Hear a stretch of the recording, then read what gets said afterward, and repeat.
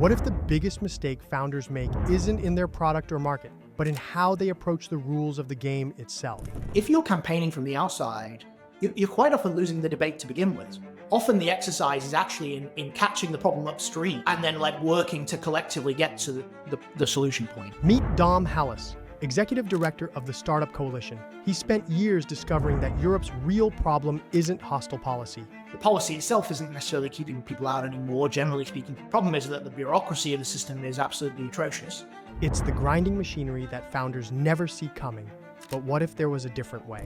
We've always intentionally been relatively flexible and agnostic about exactly what the right public policy lever is to pull for this. Because in truth, like an entrepreneur, you just want the problem solved.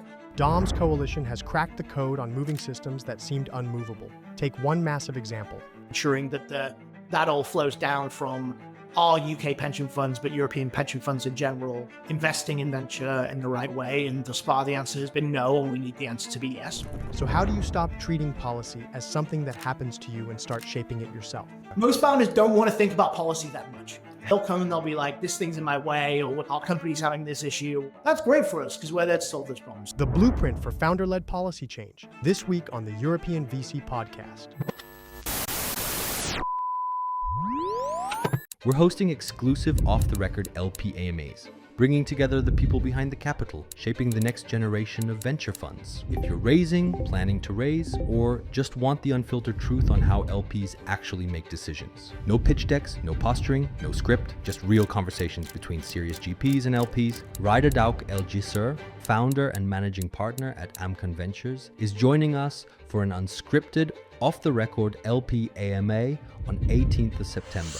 Exclusively for EUVC community members. Through Amcan, Raida backs emerging US-based, sector-focused managers running concentrated portfolios with emphasis on transparency, portfolio discipline, and conviction-led capital. She also leads Amcan Advisory, guiding family offices through bespoke venture strategies, and serves on the board of Endeavor while sitting on selection committees at Raise Global and Bridge Funding Global. Before venture, Raida drove strategic initiatives in sustainable finance, giving her a rare blend of structured planning, impact thinking, and venture agility. This is your chance to ask one of Europe's sharpest LPs how they really assess managers, secondaries, exit strategies, and what most GPs still get wrong, or anything else you're dying to know. Access to these AMAs are limited to EUVC community members. Don't miss your chance to be in the room. Head to eu.vc/subscribe to save your seat. This was their finest hour. Tear down this wall. It's more than just an alliance. This is a union of values. Let's start acting. This show is not investment advice, and the hosts of this episode may be invested in the funds and companies featured. Welcome back, everyone, to the European VC podcast. As you know, our mission is to connect and champion European venture capital by spotlighting the people, ideas, and conversations that move the ecosystem forward. Today, we're talking to someone who fits right into that mission, as we're talking to Dom Hallas, the Executive Director of the Startup Coalition, a major voice in the intersection point of startups, policy, and regulation, especially in the UK, but more and more so also in Europe. Dom, welcome to today's conversation. Thanks very much for having me. It's a joy. I'm just excited to bring to the podcast the conversations that you and I have had, Andreas, over WhatsApp and over random chats over the past few months. So it's exciting. Yes, so we're leaning more and more into policy here at EUVC. You've obviously been in that your whole life, and also with Startup Coalition, of course. So let's maybe start on Dom Hallas, and then we go into Startup Coalition afterwards. Tell us about your journey, how you got to where you are today. Yeah, sure. So I always start by telling the story. I'm from Leeds in the north of England. Great place. We just got promoted to the Premier League again. Very exciting. My family was very sporty, so I was always interested in, two of my cousins played professional rugby league, which is the sport where I'm from. And, I played a lot of football. I was very competitive, but, it emerged quite soon that I was not going to become a professional footballer, like every kid in England. I played at an okay level, as in my claim to fame is that I played with Kyle Walker. And I think it's fair to say he's had a better football career than me. Quite soon became sort of obvious that was the case. And one of the things about politics, which I ended up getting into, just after I left school, was that elections in particular, they're competitive things. You've got to go out and win. And I was a very competitive person.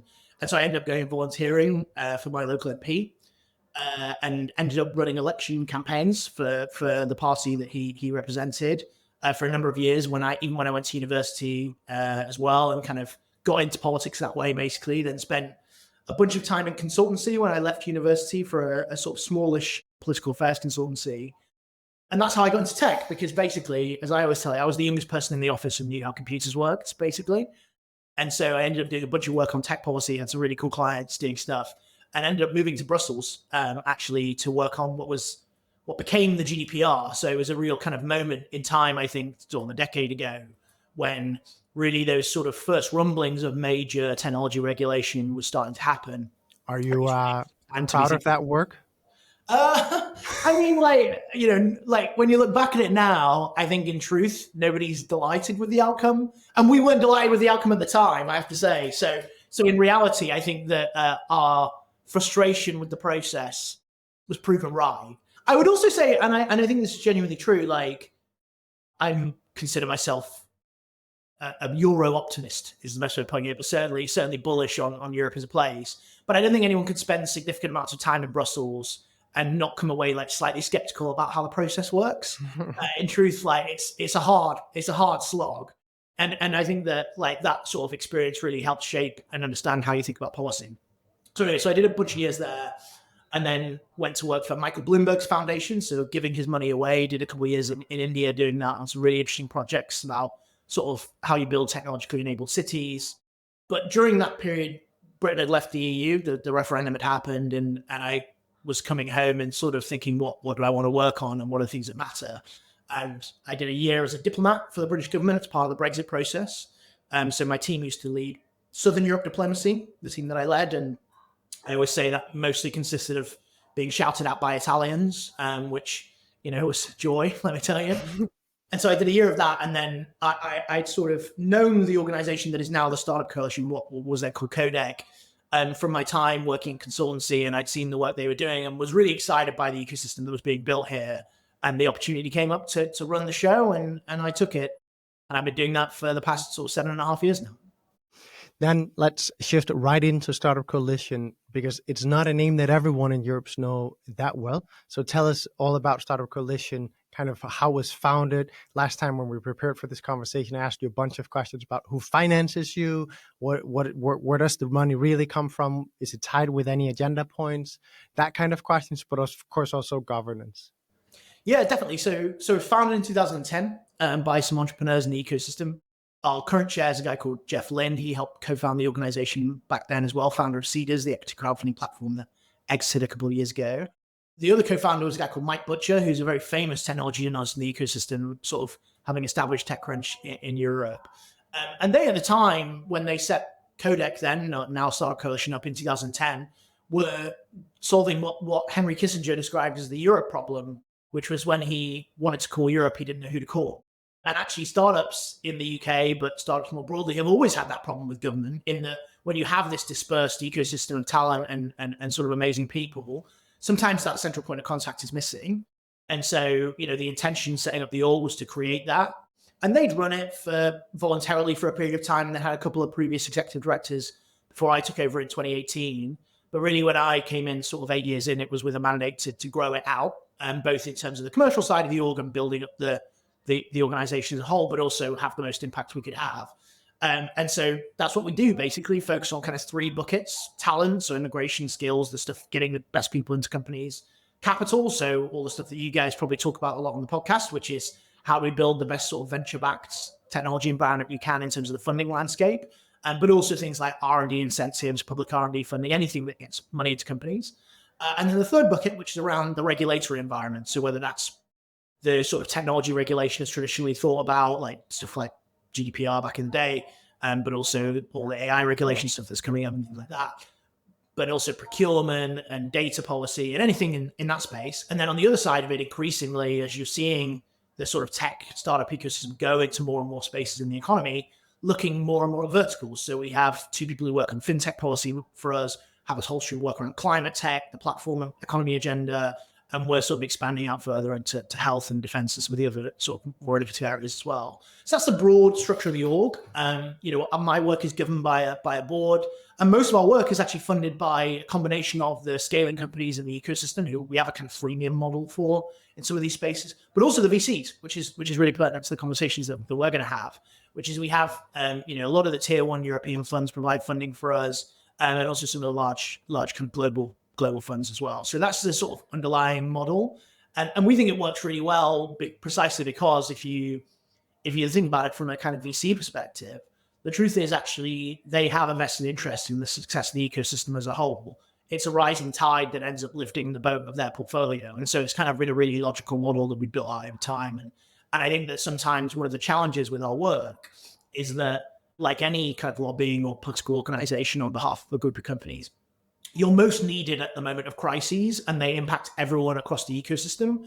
But you do have a collective action problem. The truth is, if you're an individual founder, you look at this and be like, well, if I pay and then my sort of competitor down the road doesn't, why am I paying for work that will benefit them? And actually, one of the nice things about working with investors in particular is they kind of see that stepped back version of the collective picture in a much deeper way.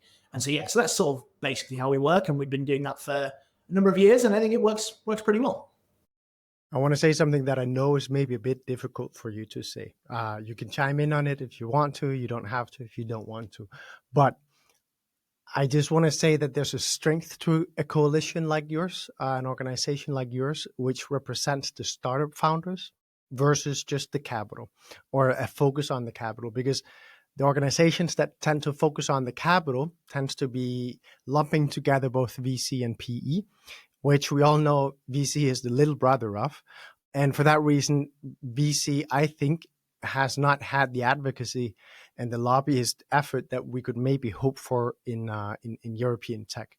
I think that we are feeling the consequences of that. And I think that we are, from a tech ecosystem perspective, from the venture ecosystem perspective, actually giving up a real upside here. Because I just did a podcast episode recently with Andreas Klinger, and we spoke about the importance of having public agency or a public movement behind you. And when you're a big PE fund and BlackRock or whatever, I guess normally you're not allowed to mention them because then you'll end up in trouble. But when you have these big guys with you, you tend to not come out on the side of the public. You tend to have a lot, especially on the left, which in Europe means almost everyone, not on your side. So it's not very good for us to be, as a venture ecosystem, represented with this group. I think we're much better managing our own needs and our ecosystem's needs by being represented by a group that aligns themselves more with founders and who the public understands as being aligned with the founders. Because there's not a lot of people that don't like entrepreneurs. There's a lot of people that don't like dudes in suits because they're not always that well liked. Can you talk a bit about that? And maybe am I completely wrong or right? And I know we are of course friends with BVCA and the Danish version and the German version and the Invest Europe, but it's just an inherent problem in leaving our case with those organizations. I think we're giving up the fact that we are actually able to communicate from a stronger position if we're not communicating as financiers, but rather as entrepreneurs.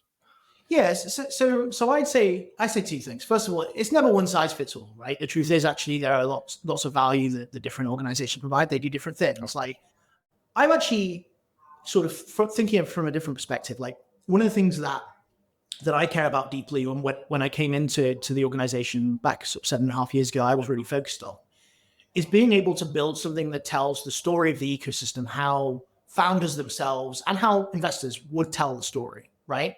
And like one of the things that was always interesting to me was that when I went into kind of political spaces, or we ran events back in the day, or I went to sort of startup events that related to policy, it was the founders and the investors who felt they had to go on and put on their suit and tie and look slightly awkward, uncomfortable in a room with a bunch of politicians who then didn't quite know how to deal with them. And one of the things that I was really focused on, and our org has always been really focused on, is making building a kind of organization that has impact on policy, but feels very distinctly like the startup ecosystem we represent. And so what does that look like in practice? It looks a bit punchier than a normal lobby group would look, right? Being frankly willing to be a bit ruder sometimes, like if necessary. It looks more fun, right? As in like so much, I know that sounds really stupid, but like I spend so much time in these like gray windowless rooms, and like it's like that in London. So, being in Brussels, there's even more gray windowless rooms, quite frankly, in the commission. And like, and the truth is like, actually being able to turn up, and I always say to the team, we have a set of values here. And one of them is like making sure that when an official or a politician or anybody sees the Startup Coalition on their calendar that day, they look at that and they go, oh, great, that'll be good. So, that'll be enjoyable, right? And that sounds stupid. Like that sounds like quite counterintuitive, but actually like fundamentally it's about like, do these people want to meet you? Like it's a relationships business, right? Like, and I think that's where it ties back to then like who you're grouping yourself with and how you're thinking about positioning as a collective. A lot of it is ultimately about what are you saying about yourself and what you're doing. And so for us, like there's two sides to it. There's one, what set of policies actually do you think has the most impact for you? And so a lot of the time when you're thinking about investors in early stage businesses, it's not simply conversations around exactly how regulation of venture capital is structured or whatever, although those are very important and it requires work, and we do work on that stuff as well. It's actually much more often how, like I said, that broader range of issues that impacts on the book of your business. So I think, there's always different ways of doing it, and different people play different roles. But from our perspective, part of the point is that it looks and feels a little bit different to those sort of traditional groups that represented anyone, let alone whether it was investors or small businesses or startups or however you want to describe it. So how do you do something that feels a bit more, and you mentioned, Andreas, like the work that EU's done is a really good example of that, right? Ultimately, like it looks and feels grassroots led, and it looks and feels grassroots driven, and it has the right kind of vibe to it, basically, that reflects where the ecosystem is now and not how a lobby group would have been built in the 1970s and 80s. And if we're able to make it feel more like that, then funnily enough, it feels more authentic because it is, right? So I think there's easy ways to sort of. It's funny. I always used to say back in the days when we were thinking through the brand of EUVC and so on, and it's one thing is what we wanted to build and so on, but I also always said, you got to remember that the people we're trying to reach are people just like ourselves. Right. They're primarily engaging with our content sitting on the loo, and they're and they're pretty much looking to have a laugh when they're there. So I think we're better off not being too strict and boring. I don't think that we will do well by being another one of those. And I think now, 4 years down the line, anyone and everyone would find it a bit hard to imagine that we've even considered not being edgy and just ourselves. Totally. And I always say, like, I'm here like representing and lobbying on behalf of a bunch of entrepreneurs building really cool tech products. Like, my granddad was a coal miner, right? He went down and mined 12 hours a day. It's like, I don't have to do that, right? This is not a hardship. Like, and this can be fun, right? Like, this is not like joyless. Like, and I think sometimes people, because they care so deeply about something and they're very passionate about it, and there's an earnestness to it, it can become a little bit po-faced, right? Like a little bit joyless. And actually it's like, no, man, like at our best, I think we're telling a story that's fun and exciting. And like, I think that's like a really important part of sort of advocating on behalf of the ecosystem, but more generally, like feeling like being an entrepreneur and sort of telling those stories, right? It's like, you got to be optimistic.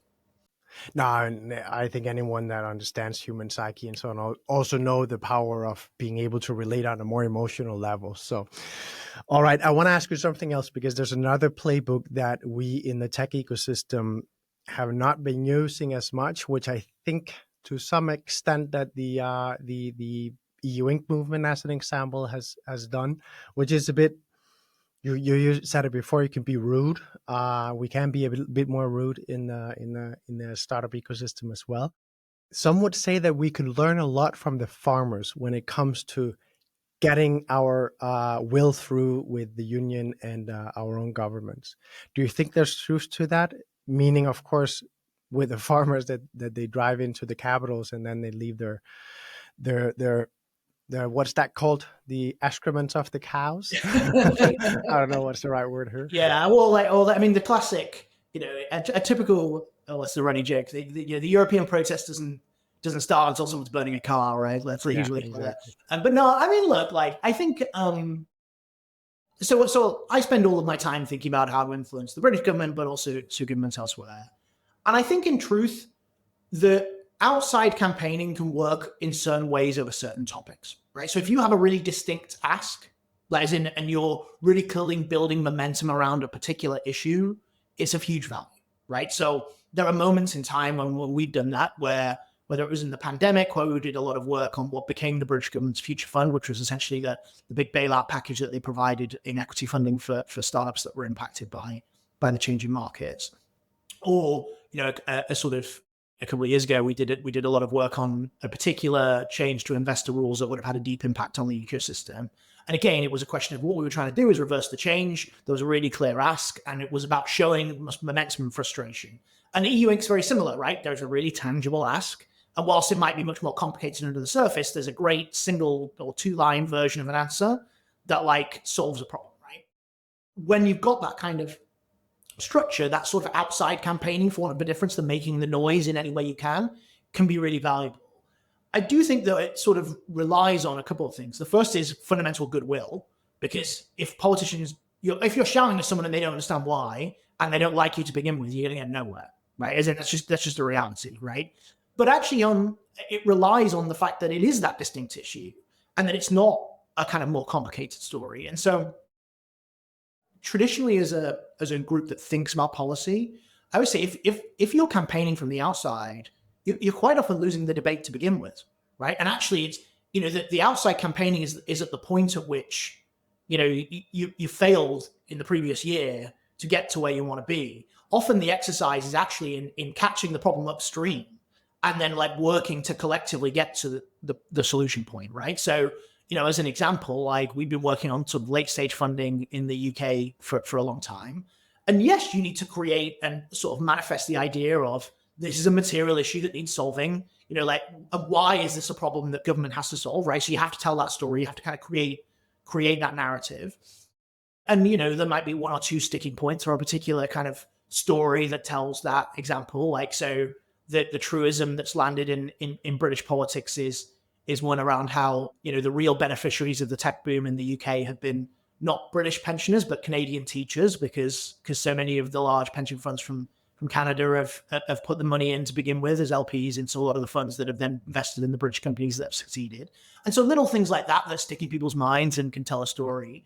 But ultimately, then you have to build a set of policy solutions and work with government to tell a story. If I stood outside the British Treasury with pitchforks and said, you know, I want you to fix late stage capital now, it's like, sure, it's a 5 to 10 year process. And, you know, it's not like you can like flick a switch, right? And I think so it really depends on, you know, I always treat it like there is, as you sort of started with, there's a playbook, right? There's a different set of measures and different set of ways in which you campaign for different things.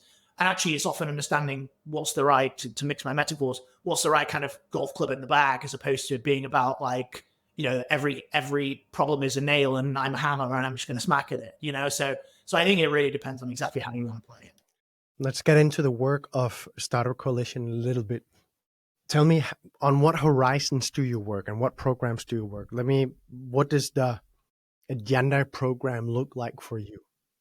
Yeah, so at a very high level, fundamentally, we're there to make the ecosystem, the policy in the UK in particular, but then obviously we're looking elsewhere as well. And certainly elsewhere impacts the UK regardless. But we're trying to make it the best policy environment possible for companies to grow and scale here.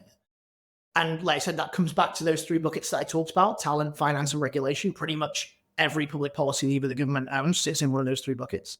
And they're the things that matter the most to the ecosystem. Then within that, I think we have a lot of flexibility about the right answer to the question. I think that's actually really important in that different, you know, if you go through political change as a country and you have different political parties in power or different individual ministers who might have a different perspective on things or different policymakers who have a different perspective, we've always intentionally been relatively flexible and agnostic about exactly what the right public policy lever is to pull for this and what narrative tells the story the best in order to get there.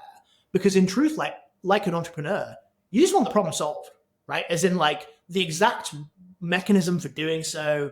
You know, like if you were trying to fix late stage funding or fix the immigration system, for example, you don't care what they call the visa, right? As in it's like, can I hire someone is the question. It's not like I need this kind of visa specifically to do this. No. It's in, we want to hire the best people. Like, how do we do it, right? And so I think like that's the way in which we treat the exercise, which is we know that there are these big issues that are the most impactful in the community. What are the ways we can sort of, skate the fastest to the puck and get the answer that's the best for entrepreneurs out of the system that we're in? And then in terms of, you talked about the time horizons. I mean, on the one hand, it's, this is it's never finished, this, right? I mean, there is no, that policy is never over, right? The truth is actually it'll be a permanent process. But we kind of see it two ways. Like there are some things that are naturally longer burn processes. Like if you take late stage funding is a really good example, where the problem is vast and the solution will take an awful lot of time to put together, no matter how hard we will it or want it to move faster. And so actually in those cases, it's much more about how do you continually spotlight this story and keep the people who are responsible for the changes feet to the fire and keep kind of creating that burning platform necessary for government to move the process to the next sort of stage or whatever. And then the other kind of issue, which is a bit more short-termist, which can be either in response to a particular issue, like a reactive policy problem, or just simply that, as I always say, like the tides of policy then are suddenly going for you, and you have an opportunity to have a big impact on a wide range of issues or an individual issue because the opportunity is presented itself. So as an example, like right now, the British government is looking at a whole swathe of regulatory reforms because they're in a very difficult fiscal position, that the sort of tax environment is tricky for them. And so the solution to the sort of growth that they need in the economy, they think will come from cutting red tape and looking at bureaucracy. And so it's like, okay, great. We will go out and we'll find all these issues that are impacting startups that we think are regulatory issues. And we'll see how many of them we can then funnel to the government to try and address. Now, obviously, that's an issue that, is that been permanently the thing that we spend all day thinking about? Like, not necessarily, because these might be like really small changes. But if there's an opportunity to go and do it, we'll take as much as we can get. And so it's kind of like having that level of flexibility about how we think about it, but treating it as an exercise in, how much can we get, basically. Dom, I used to be student president at my university back in the days. Was that a popularity contest, Andreas, or were you just yes, really, it was. You were just Everyone picked the guy with the best hair. So everyone voted for me, of course. No, but so I'm trying to draw a parallel here between how your organization is built and how you try and influence versus then this setup. Like if I describe this setup, every year we'd pick another student president. I think I was 2 years. The board would we would come together. The annual assembly would say, okay, these are the agenda points for the year. And then we'd also have a national assembly that we would also be meeting in, where on the national level, we'd be defining what should be the politics or the policy that would represent the students on a national level. And then this would kind of be the flow. And then, of course, you'd also be reactive to what did the university want? What did the politicians want? How does the annual wheel of the Startup Coalition look like? Is that Dom Hallas? or is that So I think it comes back to, there are a set of issues that, we spend every day talking to founders, right? And consistently they tell us, broadly speaking, what the issues in the ecosystem are, which are roughly in the three buckets that I outlined and stuff, right? And our job is to go out and improve the environment for those things. That then can mean different things in different years, because there might be a different government priority on the table. The environment for companies might change. Like, for example, we weren't talking about the AI Act or AI regulation in the UK or whatever 5 years ago. That wasn't under discussion, right? But it is now. And ditto, like we weren't talking about potential changes to the GDPR 5 years ago because it just come in, and again in the UK, so there's all these things that naturally move, right? That are outside of our control. But we'll go and sort of, on the basis of that understanding and all the conversations that we have and the relationship that we have with the sort of 3,000 plus companies in our community, we'll go out and build a set of policy agendas, and we'll be like, we think that this is an opportunity now, or we think this is something we want to make progress on this year. We'll also talk to the government, right? As in, we'll be quite proactive about trying to co-create things that they're interested in doing. Like, there's no point in thinking about it as a one-way process. Actually, I always say our job is to translate between both sides. And if we don't get what the government's priorities are, then we're not going to achieve policy change. And then we have a board that oversees my work, but also a whole swathe of founders who care about it. And we'll go out and sense check the things that we're committed with and thinking about. And we'll go and solicit ideas and be like, what do you care about? What would solve your problem? And so it's quite an organic process, actually. It's not necessarily a kind of, we set a strategy at the start of the year and then we look at the end and we'd be like, did we achieve it? And one of the reasons why we don't do that, and one of the reasons why I think policy is quite difficult to KPI, for want of a better description, is that it's more art than science, right? Like, as in, it's actually a much more nuanced process than people think.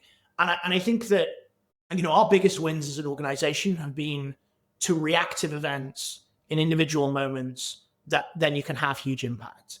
And like, you can't have planned for that in the year. Like, as in, there's no way. What you can do is have built a reputation of trust within the community and then with your stakeholders on the other side in government or anyone else that's necessary, in order for it to be that in that moment you are trusted as an advocate and you're trusted to have relationships. So like, that's necessary, but the sense in which it's like all planned out, it's like we do some of that, but it's not. It's genuinely quite difficult to be like, what's the year ahead? So we it's a bit more flexible, but that's sort of generally the general. For our audience, both as UK domiciled funds and European domiciled funds, how do they best engage with the Startup Coalition to either influence where you focus or just get involved in the work you do? Yeah, I mean, come and have a chat, right? As in, where the team's really open, both myself, I'm always happy to chat to people, and I'm sure that if they ever got in touch with you, Andreas, you'd happily pass them on. But like, I'm around and on socials and stuff, and always happy to help.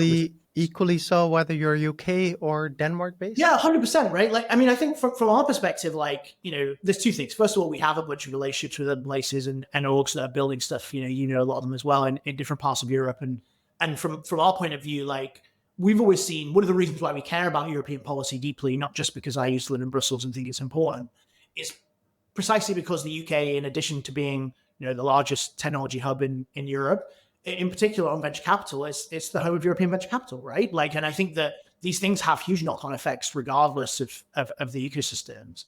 And so we kind of collaborate really closely with our counterparts in different countries, and where they're a better place to like talk to you about a thing, like I'll pass them on. But in truth, if anybody's reaching out to us, probably knows the org in their country, it's probably said hi anyway. But there's we're always like really interested in having those discussions. That's like the starting point. But if there are particular, the other like way in, and I think this is a lot of what we end up doing, is people come to us with a problem, right?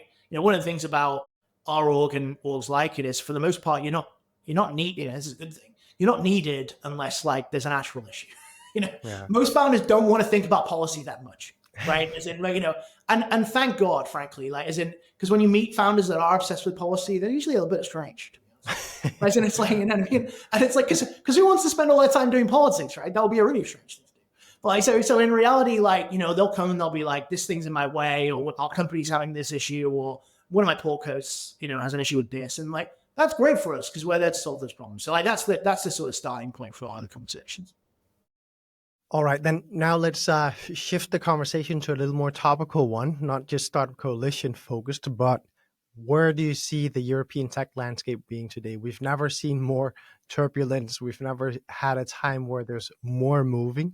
What is the first thing that you think of when I ask you, where are we today in the European tech ecosystem? Yeah, I mean, we're in a strange time, right? I sort of feel like it's a Simpsons meme to say that we're at Crossroads, but we're at Crossroads, right? You can see, I was talking to a friend in Germany who said that German foreign policy had changed more in 3 years, so 3 weeks, than they had changed in 30 years.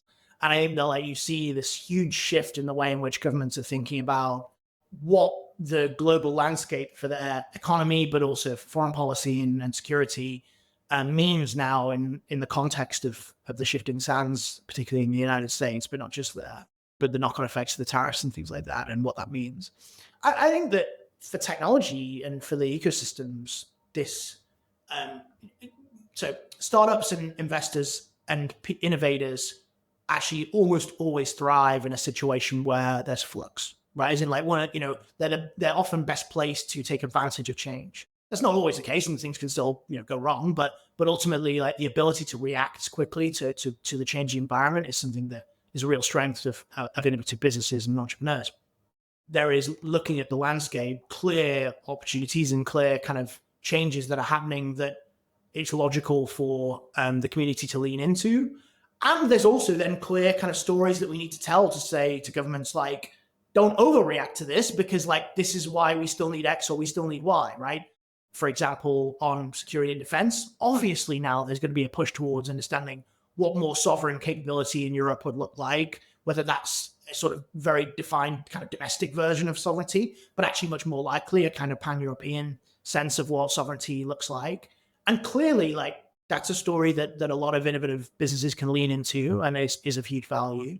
Likewise, in terms of the opportunity landscape, like right now you have a science funding landscape in the US in particular, where you're seeing huge cuts and changes in the environment for universities, of which the Americans have got, a lot of the best ones in the world, like really materially changing. Now, the UK in particular, but Europe in general, UK has an amazing higher education sector and, innovative sort of foundational science sector that could be huge beneficiaries of that, right? Ultimately, if we think carefully about how we attract the kind of people who are being pushed away by the American administration's approach to science, there's amazing chances from that.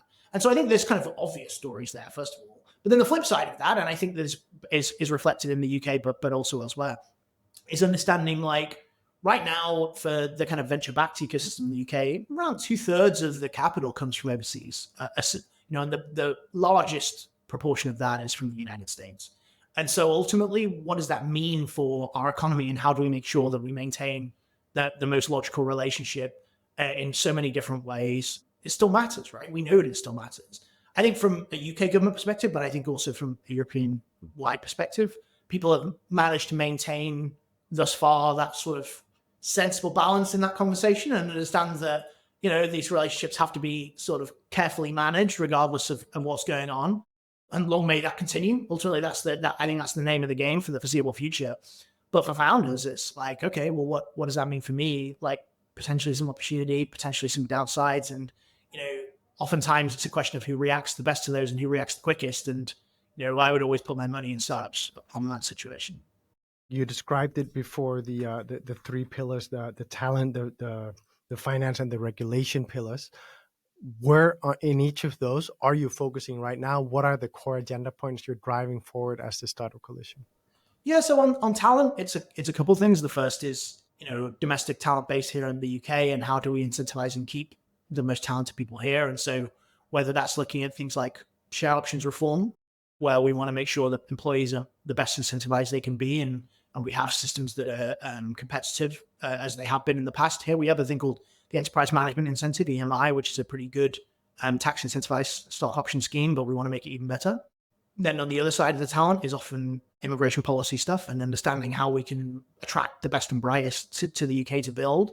Again, if you look at all the data, about 40% of unicorn founders in the UK are from overseas. We've been a traditional kind of importer of talent on technology for a long time in a way that's been hugely beneficial to our economy and in particular to our tech ecosystem. So how do we make that sort of make the system much more functional? Because actually the policy itself isn't necessarily keeping people out anymore. Generally speaking, people can get visas. The problem is that the bureaucracy of the system is absolutely atrocious. And so the ability to kind of make that more functional. So that's probably the base one on the talent side. And then a couple bits like the science stuff I mentioned before and how we attract the sort of top tier talent. Can I ask you, just because this is one thing that I was thinking about, and I'm of course also thinking about this because I just did the conversation with Andreas Klinger, but is there a playbook around what was done with EU Inc. and also with the not optional work that was done by Index and others earlier? Do you see a playbook that we can more efficiently run when it comes to doing this? And do you see a role for the Startup Coalition in doing that? So I think this, like I said, I treat it as different issues need different approaches because yes, absolutely. Typically, and for example, even literally who has responsibility, right? So if you take immigration policy, that's always going to be dealt with at national level, regardless of within the EU and regardless of how much power the EU has, right?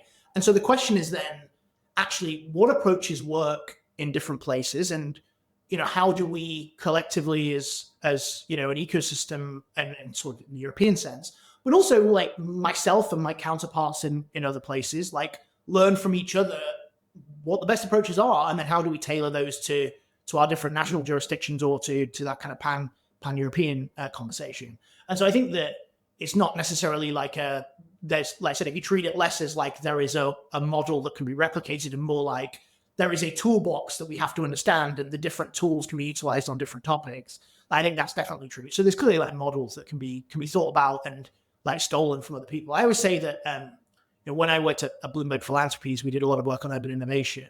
And one of the things that Mike Bloomberg really cared about was like copying people's policy ideas is not a bad thing. That's a great thing. As in, it's like stealing like the best ideas. That is what you should do.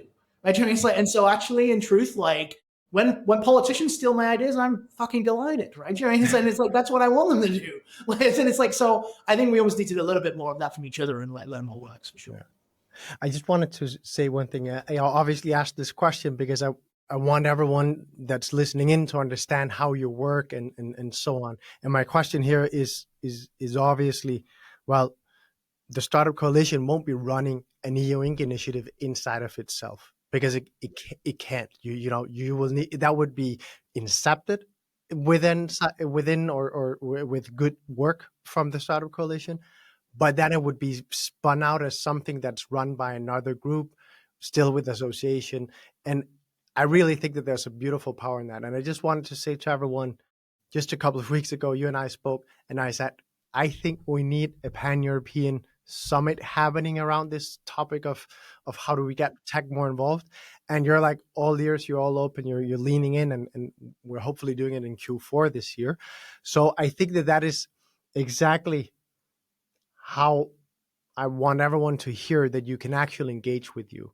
So if you have an agenda point if you think that there's a big opportunity in getting the talent that's now trying to flee the States, well, maybe Startup Coalition might be the place where you should say, I would love to work on this, but I'm alone, I'm the only one, and might this be a home for it? So 100%, yeah, and I think in two different ways, right? The first, like I said, if it's that you've got some great orgs that's doing stuff that we have in our kind of community and network, and you come to me and you say, oh, I'm an Irish founder and I'm doing X or Y. Like, look, like I'm Martina at Scale Island, who's a dear friend and like is doing awesome work. It's like, so actually quite often, frankly, we'll be like, there you go, go speak to her. Like she's building something out that's really great. And then what we're thinking about and kind of trying to collectively deal with a lot of different orgs and the conversations we're having is understand how best to translate that and both create that toolbox that then can be leveraged by others as best possible, but also then think about what the bigger national, sort of the bigger pan-national story is and how we best tie it together with EU Inc. and all the amazing work that loads of other people have been doing over a number of years in different places. And so like, I think that's really what we're starting to think about a lot more is like, what are the best kind of mechanisms for doing that and ways of doing it? And I don't think there's any single right answer. I think a lot of people have done interesting stuff already. And so we're trying to learn from what's going on. Let's flip to finance then, the second leg in the... Tell me, what are you focusing on right now when it comes to finance? Yeah, so it's a few different things. The first is there's a really sort of specific challenge in the UK where the tax environment for founders is becoming more difficult. Taxes are going up, whether that's on capital gains, which really matters because people will flee the country, or individual what was entrepreneurs relief in the UK, but also carried interest, which has a big impact on the venture capital environment. And so we're doing some sort of really detailed work on that. And what I would characterize as kind of UK competitiveness, for want of a better description, which is like, how do we make sure that we're able to compete? And I actually think this is where the broader European story matters, which is ultimately where these people are going for the most part is they're not going to Germany, right? They're going to one of two places. They're either going to Dubai, like where they get 0% capital gains, and like quite often it's the people who've already made their money, like, or they're going to the United States because they can raise money from the deeper pools of capital. And so I think like, understanding what it means and how not just the UK, but European governments in general can, create a package and a sort of environment in which those most innovative and exciting businesses are able to stay here and build here and then grow here will really, really matter. So that's one side of it.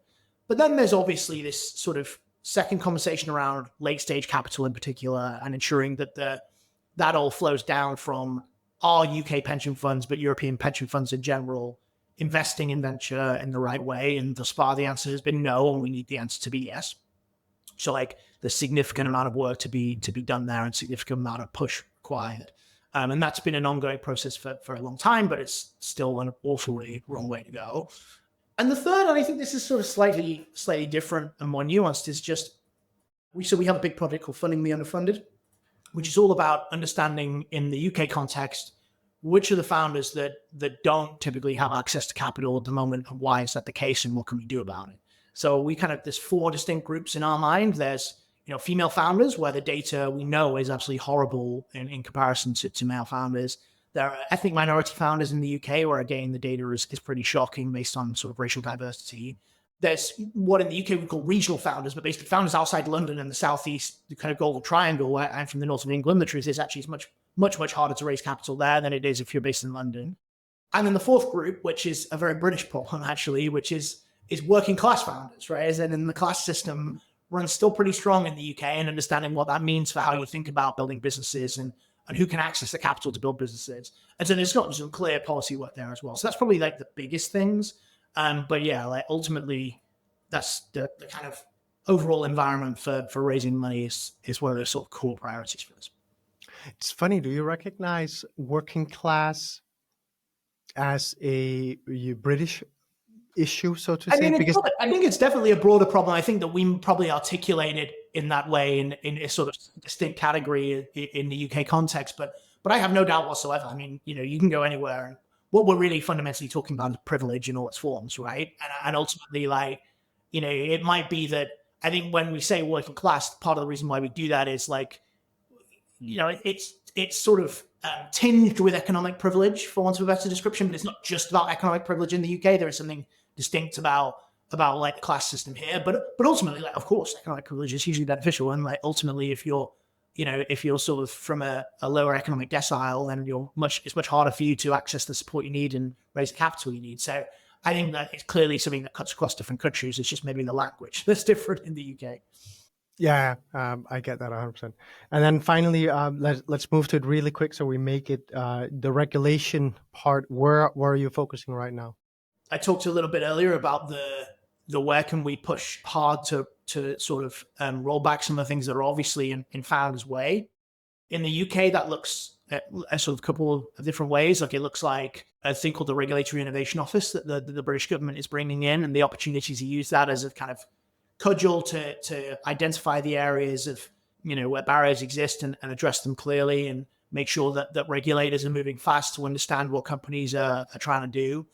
So that's kind of the micro intervention version of it. It's identifying really particular markets, like, okay, we're going to make sure that people can build cultivated meat startups here, right? And it's like, what does that require? It requires the UK Food Standards Agency to understand how to more effectively build mechanisms to allow approval of cultivated meat startups, right?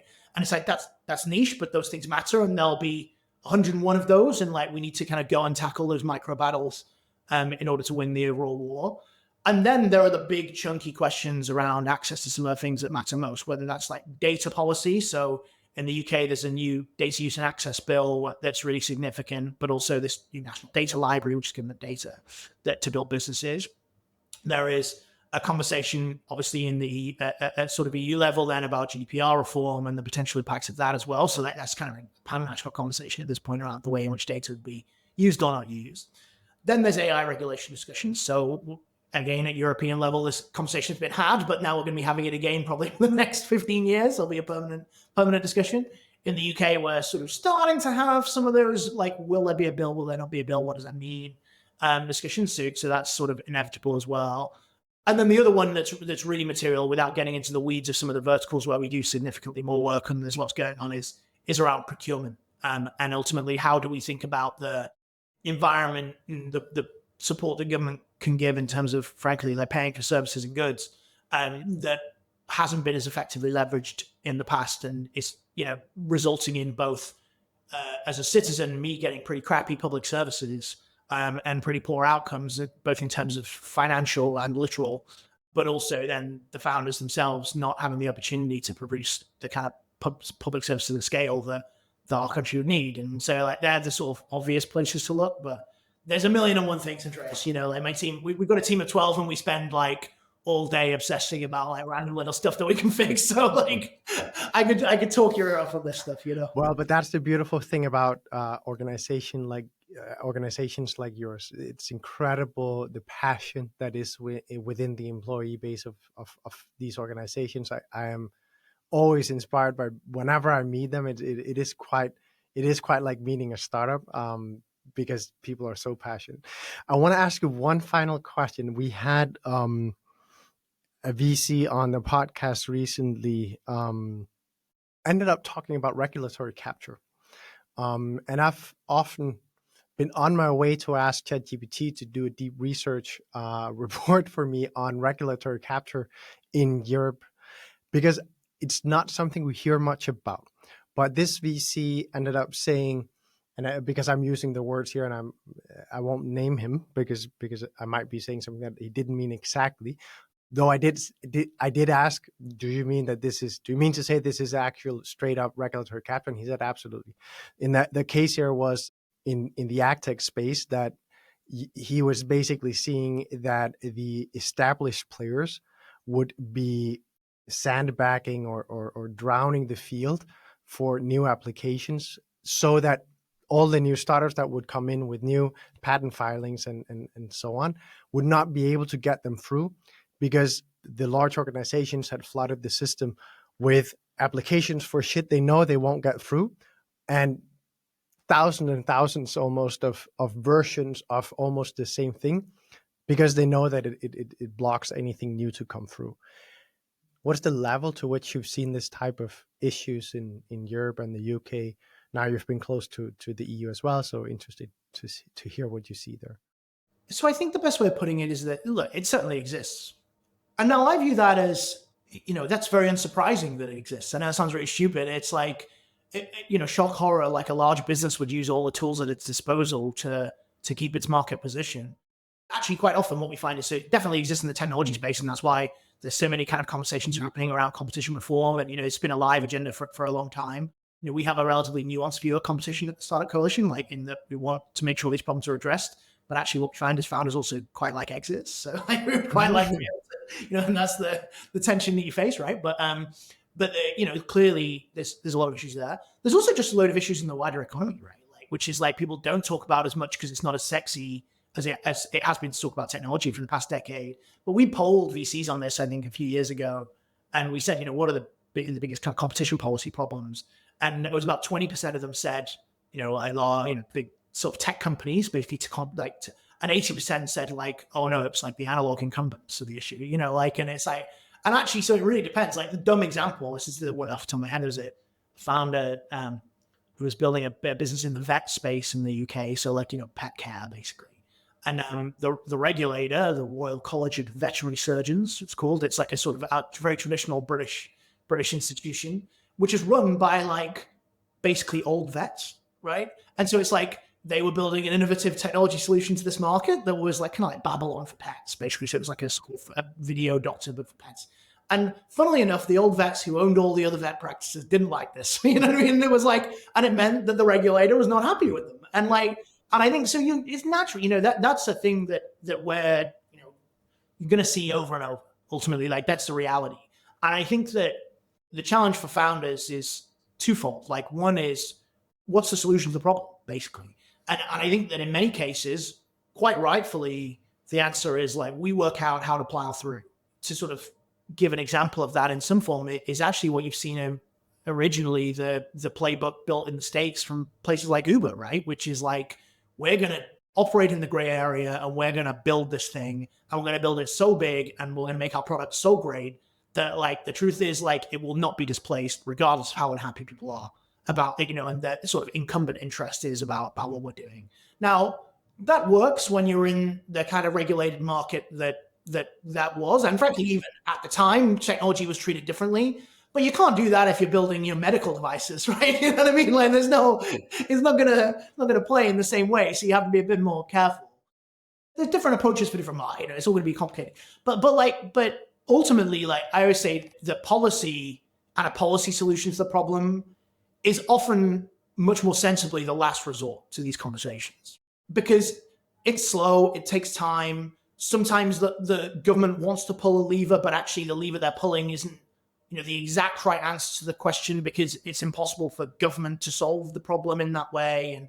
And it's genuinely hard. Like if you're seeking this, you only have to look at competition policy. If you're seeking a solution in competition policy, it'll take you a decade, right? Like, and I think in truth, like for the most part for founders, almost always the Occam's razor solution is like, what's the version that I can build, and how do I operate within the market as best possible and scale, and how do I do the next thing, right? And it's like, so the market is stacked against me as currently structured. How do I do the next thing? And like one of the things that we're really focused on is making sure that our work on regulation is driven around clearing the way for the next thing. This isn't, how do I compete to build the best, the fastest horse? It's like, no. How do I build a car? Right? It's like, and I think that that's the sort of thing that makes most sense from a company perspective. And then the regulators will deal with sort of bashing on the head, I guess. I think that is the perfect place to close this conversation. The regulators will bash them on the head. Dom, thank you for giving me that one line to stop on. Thank you for doing all the hard work you're doing for the UK and the European startup scene. Awesome. Thanks very much for having me. Appreciate it. We're hosting exclusive off-the-record LP AMAs, bringing together the people behind the capital, shaping the next generation of venture funds. If you're raising, planning to raise, or just want the unfiltered truth on how LPs actually make decisions. No pitch decks, no posturing, no script, just real conversations between serious GPs and LPs. Raida Dauk El Jisr, founder and managing partner at Amcan Ventures, is joining us for an unscripted, off-the-record LP AMA on 18th of September. Exclusively for EUVC community members. Through Amcan, Raida backs emerging US-based, sector-focused managers running concentrated portfolios with emphasis on transparency, portfolio discipline, and conviction-led capital. She also leads Amcan Advisory, guiding family offices through bespoke venture strategies, and serves on the board of Endeavor while sitting on selection committees at Raise Global and Bridge Funding Global. Before venture, Raida drove strategic initiatives in sustainable finance, giving her a rare blend of structured planning, impact thinking, and venture agility. This is your chance to ask one of Europe's sharpest LPs how they really assess managers, secondaries, exit strategies, and what most GPs still get wrong, or anything else you're dying to know. Access to these AMAs are limited to EUVC community members. Don't miss your chance to be in the room. Head to eu.vc/subscribe to save your seat. This was their finest hour. Tear down this wall. It's more than just an alliance. This is a union of values.